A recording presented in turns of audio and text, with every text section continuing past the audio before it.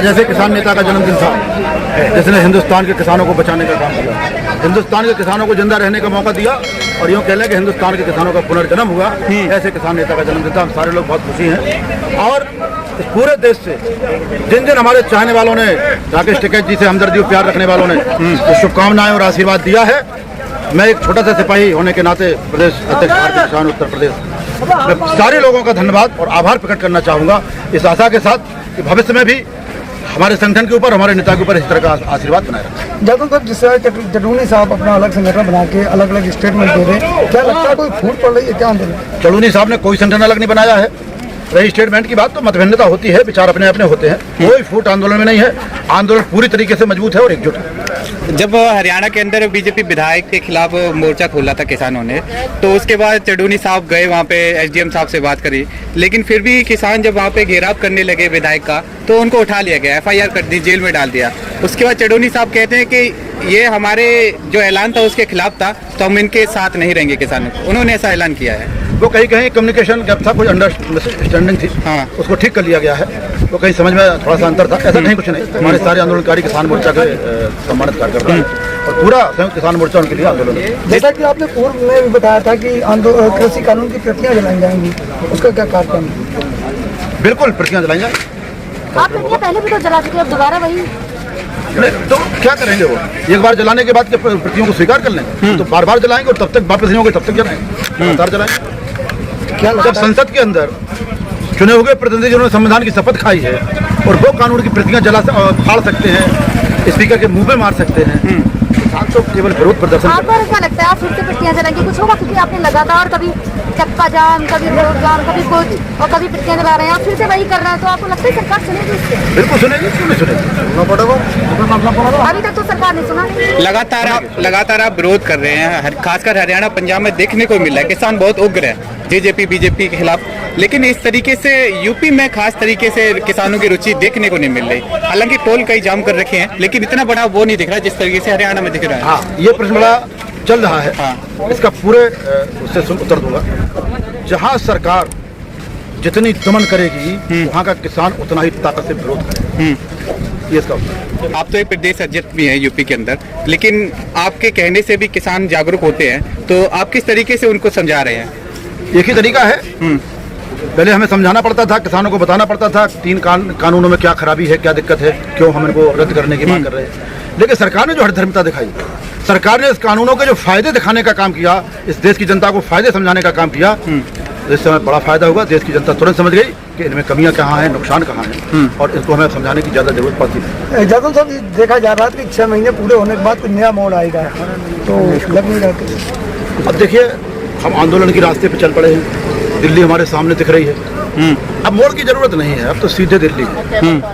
ऐसा तो आप लोग पहले भी कहते दिल्ली में कूच करेंगे, ऐसा तो बयान पहले भी आपकी तरफ से? दिल्ली हम कूच कर चुके हैं, हमें दिल्ली की सरकार ने रोका हुआ है, ऐसा माननीय सर्वोच्च न्यायालय ने। नेताजी एक मिनट तसल्ली रखो, हम दिल्ली की तरफ कूच कर चुके हैं, हमें दिल्ली की सरकार ने रोका हुआ है और ऐसा हम नहीं कहते, ऐसा माननीय सर्वोच्च न्यायालय ने कहा। इसका सम्मान पूरा देश करता है। जब इस देश की सरकार ने सर्वोच्च न्यायालय को गुमराह करने का प्रयास किया, तो किसानों ने रास्ते रोक रखे हैं, तो सर्वोच्च न्यायालय ने फटकार लगाई, गलत बात नहीं। किसान सड़क पे नहीं है, आपने किसानों को सड़कों पर रोका, तो हमने रास्ते। महंगाई को लेकर लगातार सरकार के खिलाफ लोग उग्र हो जाते हैं। आज एक बीजेपी के एमएलए ने कहा है कि महंगाई आपको लग रही है तो खाना बंद कर दीजिए, पेट्रोल चलाना, गाड़ी चलाना चाहते हैं तो पेट्रोल बंद कीजिए। क्या कहना चाहेंगे इसको लेकर? देखो, किसान बड़े ईमानदारी से खून पसीने से रोटी पैदा करता है। अब रोटी को किस तरीके से लोग खरीद करके खाते हैं, ये उनके कमाई के पसीने के ऊपर डिपेंड करता है। जिसने मेहनत से रोटी कमाई खाई उसकी बुद्धि भगवान सही देता है, और जो हराम की खाता है परमात्मा उसकी इसी तरह बुद्धि हरण कर लेता है। इस तरह के जो एमपी और एमएलए भाषण दे रहे हैं, लेकिन वो मंत्री भी रह चुके हैं, 3 बार लगातार मंत्री रह चुके हैं, उसके बाद इस तरीके का बयान देना ये महंगाई को लेकर, खाना बंद कर दीजिए। आप अगर आपको महंगाई लग रही है तो आप खाना छोड़ दीजिए, इस तरीके का बयान किस तरीके से लग रहा है आपको? देखो, ये बिल्कुल हॉपलेस हो चुके हैं, ये जनता का सामना करने की स्थिति में रहे नहीं है। सरकार इनको मजबूर कर रही है कि तुम्हें जाना पड़ेगा, तो इनको भय है कि यहाँ तो सरकार का भय है, यहाँ जनता का भय है। तो दोनों तरफ से जब आदमी के ऊपर दबाव पड़ती है तो उसका विवेक शून्य हो जाता है। तो जो भी जनप्रतिनिधि सांसद हैं, विधायक हैं, जो एमएलसी वगैरह हैं, इनको जनता के बीच में वोट मांगने जाना पड़ता है, वो बदहवास है। और जो कोठियों में बैठ करके देश की भाग का फैसला करना चाहते हैं वो इस समय अपने आप को बड़ा विद्वान मान रहे हैं। तो जो कथित विद्वान और जो बेचारे मजबूरी के बदहवासों के बीच में जो जंग है उसकी भाषा है ये।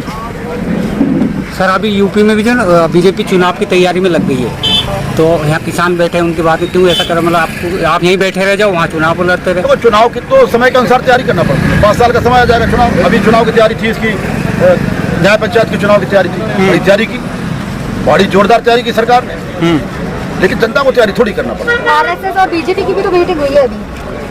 प्रश्न का उत्तर सुन लिया करो बेटा। मैं ये आरएसएस बीजेपी की मीटिंग हो करते रहे, हमें क्या लेना देना आरएसएस की बीजेपी की मीटिंग का? ना अगर कैबिनेट भारत की मीटिंग करेगी तो निगाह मेरी होगी कि क्या फैसला होने जा रहा है। हमें कैबिनेट के फैसले पर है, गलत फैसला होगा तो कैबिनेट का रास्ता मोड़ देंगे। लेकिन जिस तरीके से चल रही है, इस तरीके से बयानबाजी चल रही है, और यूपी के अंदर इस टाइम देखने को मिल रहा है कि सीएम पद का चेंज होना संभव है, इस तरीके से दिख रही है लगातार खबरें। तो कहीं इस तरीके का नजर तो नहीं आ रहा कि आप जो आंदोलन कर रहे हैं, आप बंगाल में गए, बंगाल के बाद यूपी की बारी है, तो कहीं बीजेपी साथ सुधारने के लिए इस तरीके का प्रोग्राम तो नहीं कर रही? ये देखो, किसी भी पार्टी का इंटरनल मामला होता है। कौन कुर्सी पे बैठा व्यक्ति से मतलब नहीं, हमें उस कुर्सी पे मतलब है, उस कुर्सी से जो फैसले आते हैं उनसे हमें मतलब है, हमें व्यक्ति से मतलब नहीं। कोई भी बैठ जाए हमें क्या फर्क पड़ने वाला है। ये तो अपना चेहरा सुधारे, चरित्र सुधारे, चाल सुधारे। ये चाल, चेहरा, चरित्र तो हमेशा सुधारते रहे और इनकी हमेशा बिगड़ती रही, सुधर नहीं पाएगी। टूल किट का मामला भी चल रहा है। योगी जी के अगर ट्वीट करते हैं कोई योगी जी के सपोर्ट में तो 2 रुपए दिए जाएंगे, इस तरीके से टूल किट का मामला चल रहा है। पहले भी था, यूपी जब बनी थी सरकार 50 पैसे का था, अब 2 रुपए कर दिया। क्या देख रहे इस तरीके को? लुभावनी चीजें हैं, करते रहते हैं। सम्मान निधि भी एक आपने सुनी हो, जब किसान के खाते में गई उसने आकलन लगाया कि इससे हमारा क्या होगा, तो उसको लगा कि ये तो सम्मान नहीं, मेरा अपमान है। तो सम्मान निधि को किसान ने अपमान निधि घोषित कर दिया, उनके मुंह पे पड़ी जाकर 2-2, 4-4 रुपए की बातें करते हैं। इस तरह से काम नहीं चलेगा। ये कृषि प्रधान देश है, किसान को प्रधान बनाना पड़ेगा, उसकी जरूरतों को प्राथमिकता से देखना पड़ेगी, और किसान कैसे समृद्ध हो इसके लिए प्राथमिकता से बजट और योजनाओं को लागू करना पड़ेगा। आगे की क्या रणनीति रहेगी? तो आंदोलन और फिर आंदोलन।